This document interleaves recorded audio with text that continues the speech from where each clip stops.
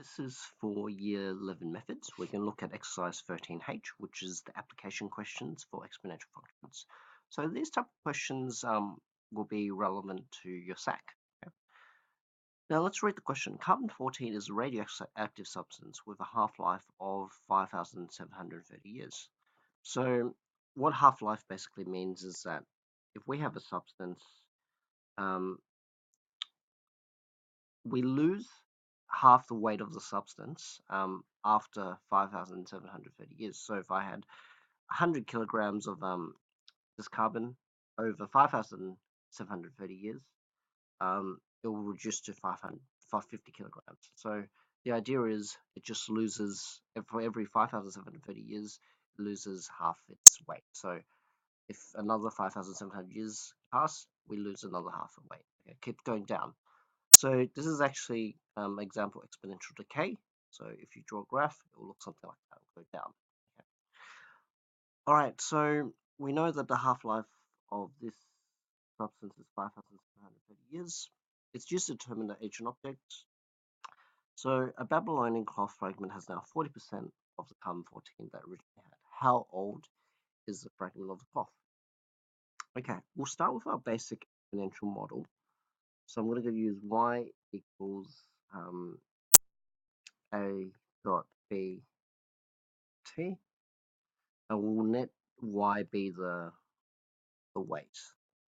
Okay? A is obviously the initial amount, and b is the constant space, and t is the time. Okay? Time it takes in years. So what do we know? Okay, at the very start, when t equals 0, y still has a, okay? Which makes sense because we have the full amount. Now, after 5,730 years, what's happened? Well, we no longer have a amount of carbon. We have a divided by 2. Now, don't be afraid to use variables.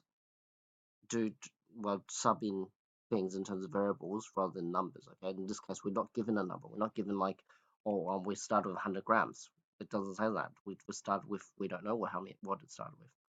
But all we know is after 5,730 years, the amount of carbon is half. Okay, so it will be A on 2. So we know that when y is A on 2, so I'm going to sub in A on 2. That's still A. B, my t value is 5,730. Now, if I divide both sides by A, this is what happens. The A's disappear, both sides of the equation. So left with B, 5,730. And I need to solve for B because we want to solve for the constant. Okay? Because ultimately the question was asking me for, if the Babylonian was 40% of carbon-14 it contained originally, how old is the fragment in the cloth? So all you need to do is go on your CAS, go main. I'm going to solve for B, so I'm going to go 0.5 equals, you can call it X if you want. Okay, so it doesn't need to be exact. It doesn't need to be the exact same letter. So 5730. Now I always want to like to put a bracket around my power just so that I'm clear. I'm going to go interactive advanced solve. Okay, and I'll put it in decimal mode. Okay, and you see there's two values. Always choose a positive, and I want to ensure I have enough decimal places. So 0.9998790. 9998790.